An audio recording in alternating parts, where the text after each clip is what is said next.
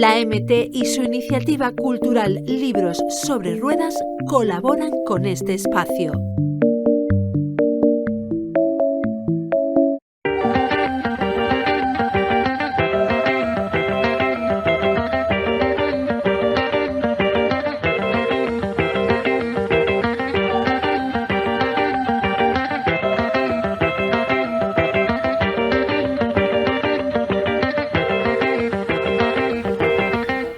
Muy buenas noches, queridos amigos y amigas de Letras Mixtas, Canal Málaga Televisión, Cultura y, cómo no, en este océano en el que yo me siento tan cómodo, poesía. Tengo y nada más y nada menos que invitado hoy a Antonio Ríos, Horizontes Verticales. Bienvenido, don Antonio. Muchas gracias, Francisco. Poeta, ¿cómo está usted? Muy bien, muy bien. Muy honrado de estar aquí contigo. La honra es nuestra. Antonio, ¿por qué Horizontes Verticales? Horizontes Verticales, ¿por qué? Horizontes, porque creo que nos circunvalan a todos. Cualquier realidad yo la considero un horizonte. Y verticales porque considero que el poeta tiene o la obligación o la necesidad de ver qué hay bajo esos horizontes. Por eso el ponerlos en vertical y descubrir la poesía que considero que está en casi todas las cosas. Y eso es un poco la metáfora de los horizontes verticales. ¿Por qué elegiste la poesía como escritor, o es que tú te consideras solo poeta? No, realmente es la forma creativa que más me gusta para expresar pues las palabras que van surgiendo en mi cabeza, y a la hora de trazarlas en el papel o en ordenador me siento muy cómodo con la poesía. Puedo llegar a lo mejor a zonas quizás más profundas, quizás más ocultas, que a lo mejor con otro tipo de género puede que me costaría más. Y por ahora no descarto otros géneros, pero me siento muy cómodo con la poesía y la disfruto muchísimo, tanto escribiéndola como leyéndola. Es tu primer libro. Uh-huh. Explícanos, ¿cómo es la sensación de la valentía de exponerse con un primer libro? Pues yo ya la olvidé hace tiempo ya, pero es bonito recordar eso. Ha sido un poco accidental, un precioso accidente del destino que quizás ha sido por la pandemia, ha obligado, creo que a casi todos, a parar, a coger perspectiva, y aunque solamente podamos sacar algo bueno de esa gran parada, al menos en mi caso recordé viejas pasiones, viejos ocios que hacía más de una década que había enterrado con la inercia del trabajo, de la universidad, y tuvo que llegar un desastre de esta magnitud para tener tiempo y perspectiva y decir, hostia, si a mí me gustaba escribir. Y fue un poco, fue surgiendo así, brotando de forma, digamos, accidental.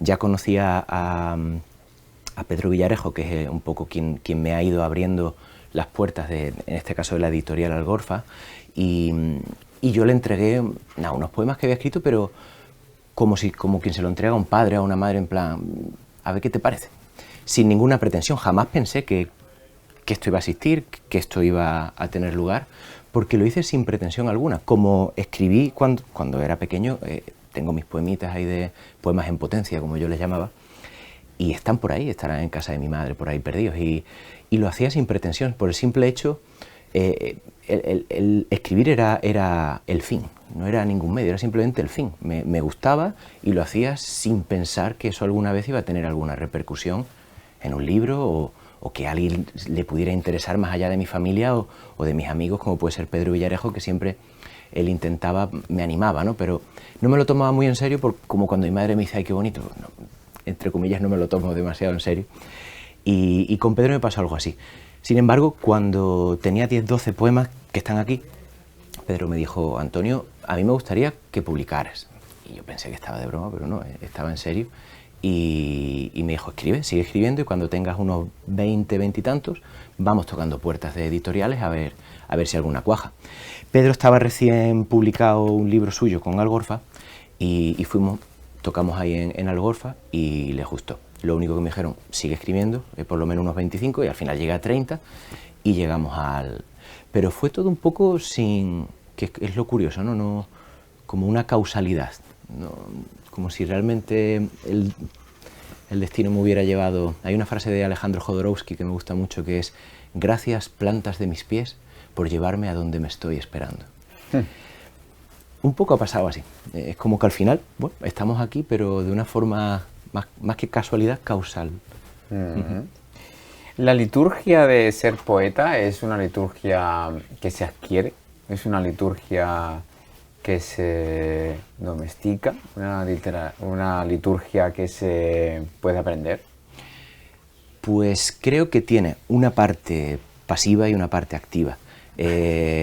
Siempre he considerado que los poetas en concreto, dentro de lo que son los escritores, tienen como una sensibilidad casi paranormal, como quien ve, ¿no? Los que dicen que ven espíritus o fantasmas, ¿no? Ven donde a lo mejor nosotros no vemos. Yo siempre he considerado que a los poetas les pasa un poco eso, que son capaces de ver poesía o ver belleza o ver esa verticalidad de los horizontes, donde a lo mejor otros no lo ven. Y entonces esa es la parte, digamos, pasiva, que realmente es algo como innato. Creo que esa sensibilidad un poco extraordinaria, un poco casi mística, debe estar ahí un poco de fábrica, diría. Y luego lo que sí se puede aprender es nuevas técnicas, nuevos estilos. Creo que esa parte sí se puede aprender. Teniendo esa base, ya esa es la parte activa del poeta. Yo, por ejemplo, estoy leyendo mucha más poesía ahora, que claro, después de que esto exista, pues me estoy empezando a tomar un poco más en serio. Y bueno, pues la parte que me toca como poeta, espero que te lo tomes más en serio. Porque claro, como nunca tuve, que tampoco es que sea una presión, pero ya sí bueno, una responsabilidad, aunque sea solo conmigo mismo. Es decir, bueno, parece que quizás algo mínimamente sea válido, por lo tanto, oye, sigue. Y entonces sí estoy intentando leer más poesía distinta a la que solía leer. Yo siempre he tirado mucho más a la poesía quizás de corte clásico. Estoy intentando analizar, como estudiar poetas más contemporáneos, ver nuevos estilos, ver formas que a priori a mí me parecían un poco, digamos, libertinas, sin que suene doloroso, pero claro, veo reglas gramaticales, ortográficas que empiezan a desaparecer con una libertad que incluso es bonita. Entonces es algo que no estaba acostumbrado, estoy descubriendo, estoy poniendo en práctica, también estoy intentando probar esos estilos y me está gustando mucho. La verdad es que es un aprendizaje muy interesante. Hoy es siempre todavía. Utilizas aquí una cita de Antonio Machado. ¿Y cuándo no es todavía? Bueno, yo creo que mientras uno esté vivo, siempre es todavía. Quizá es, a mí al menos, lo que ese verso magnífico me transmite es esperanza. Entonces, mientras uno pueda respirar y por ende esté vivo, yo creo que sigue siendo todavía. ¿Cómo puede un poeta ser economista? ¿O cómo un economista puede ser poeta? Bueno, pues soy economista por cuestiones familiares. Mis padres tienen un despacho y temas de fiscales. Y bueno, pues al final yo creo que siempre he sido excesivamente práctico y me han gustado los atajos. Entonces no pensé demasiado qué quería ser en la vida, más allá de decir, bueno, ¿cuál es el camino más rápido para poder tener un puesto de trabajo, poder tener un sueldo? Y mis padres tenían... Yo creo que si mis padres hubieran sido zapateros, ahora mismo estaría realmente lustrando zapatos. O sea, no soy economista por vocación, sino porque realmente mis padres tenían un despacho. Pero eso no quita, mi oficio me gusta. Si me disgustara en exceso, pues probablemente no podría ejercerlo. Eso sí que es un medio. Para mí mi profesión es un medio para, bueno, pues para eso, para tener un sueldo, para tener una forma de pagar hipotecas. Pero nada más, realmente eso es profesión. Lo que es la pasión es más el arte, la poesía.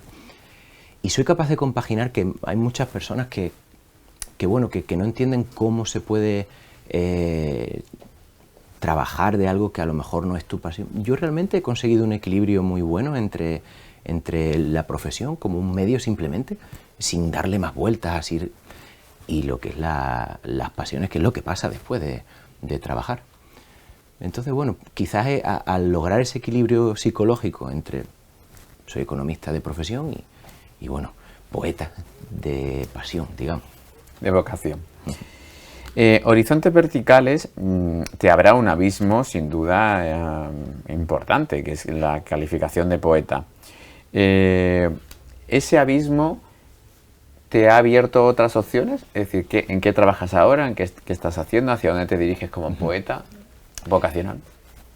He seguido escribiendo porque es cierto, o al menos a mí me pasa, que cuanto más escribes, realmente van brotando más. Muchas veces la inspiración te tiene, como decía Picasso, ¿no?, que te pille trabajando, ¿no?, las musas. Y sí, a día de hoy tengo casi un 80% de un posible futuro libro. Mi intención es concursar, estar concursando durante un par de añitos, probar suerte y bueno, si en 2-3 años no hay suerte, pues sí, probablemente acabe publicando en un formato absolutamente diferente. Como lo tengo en mente, como 2 libros en uno, quiero hacer o me gustaría que el futuro libro que tuviera 2 partes, una de corte estrictamente clásico, sonetos, es decir, totalmente del pasado, por así decirlo, y la segunda parte que sería... No, eso no es del pasado, un soneto no es nada bueno, del pasado. Pero me refiero que lo que yo considero la que poesía no más clásico. Contemporánea, claro, sobre todo reglas gramaticales que probablemente Quevedo se rajaría las vestiduras. Bueno, pero no estamos en el siglo de oro. Eso, entonces esa es la segunda parte del libro. Quiero que sea además como una especie de barrido de lo que podríamos considerar pasado o vintage, digamos así.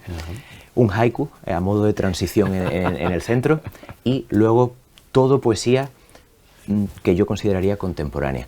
Eso no es concursable, tal y como lo es, porque creo que, bueno, que un jurado, entiendo, o por lo que he podido no tiene por qué conocer, bueno, suelen a los 20 poemas y no, entonces ¿qué pasa? Que se van a quedar solo los de corte, que nunca van a llegar. Entonces, bueno, quizás alteraré la distribución para... Yo soy jurado y yo me leo los libros, y algunos libros con esos hechos rompedores pueden ser interesantes a tener en cuenta. Cuando tú quieras expresar algo de mucha enjundia en tu vida, ¿vas a quedarte con la poesía o vas a utilizar otro formato? Porque yo veo tu poesía, leo tu poesía muy prosa. Me lo parece a mí, es una poesía con relato. Hay algunos poemas ahí como muy pop, podría decir, incluso que cuenta historias, como hay como una historia de amor extraterrestre por ahí, que podría ser realmente un relato. Un relato. Me gusta mucho el género de cuentos también, y bueno, a veces intento como que el poema en sí sea como una especie de cuento. Por ahora no me planteo más que hacer poesía, quiero por lo menos seguir perfeccionándola. Y quizás de ahí, pues bueno, salte, no es algo descartable, pero es cierto que cuando quiero expresar en palabras algún sentimiento, alguna idea, algún concepto, como más lo disfruto es de forma poética. ¿Dónde y cómo podemos encontrar tus libros? Pues bueno, para que los telespectadores puedan comprarlos. En principio, pues cualquier librería se puede pedir. Quien use más, pues Amazon, Casa del Libro, El Corte Inglés, la propia editorial, la web de la editorial. Ediciones Algorfa. Ediciones Algorfa. Ya un poco como quien quiera lugares así tan maravillosos como la librería Luces. Exacto, pues se puede pedir, y si no, pues... Pues fantástico. Eso es muy importante decirlo porque hay personas que nos ven y que quieren tener vuestros libros y acercarse a vuestra poesía. Antonio, ha sido un placer tenerte aquí. Muchas en gracias, Letras Francisco. Mixtas, con tu primer libro. Espero que sea el primero de muchos. Ojalá. Que los disfrutemos todos en Letras Mixtas Televisión. Yo te voy a dejar cerrar el programa a ti con uno de tus poemas que has elegido y que lo leas y así acabamos el programa. Perfecto. Yo me despido, amigos y amigas, hasta la semana que viene. Como siempre, rodeado de cultura y en este caso de versos. Os dejo con Antonio Ríos, Horizontes Verticales. Hasta la semana que viene. Gracias. Voy a cerrar el programa con el último, que además creo que es acertado, porque se llama La Cuenta. Y bueno, pidámosle la cuenta, ¿no?, al programa con este poema. La cuenta. Le has pedido la cuenta a la vida. Me decías, mientras varios dedos de mi mano derecha se asían inconscientes al lóbulo suave de tu oreja izquierda. Sabías que una lágrima resbalaría por los acantilados cansados de tus párpados, pero tenías la costumbre de serme sincera, sobre todo cuando me mentías, al hablarme del tiempo que todo lo que toca lo cura. Podrías no haber vuelto a volver, terminaste de empezar otra vez desde cero. He soñado que al fin despertaba, te escuché arengarte en silencio. Por supuesto que no te merezco, por supuesto que no te mereces este alud fatuo e incandescente de espejismos al que te someto. ¿Cuánto tiempo pretendes seguir esperándome, oh esperanza? ¿Cuántas noches serás centinela de mis días? Me acallas y alegas, le has pedido la cuenta a la vida, pero olvidas que invita a la casa. Muchas gracias. Gracias.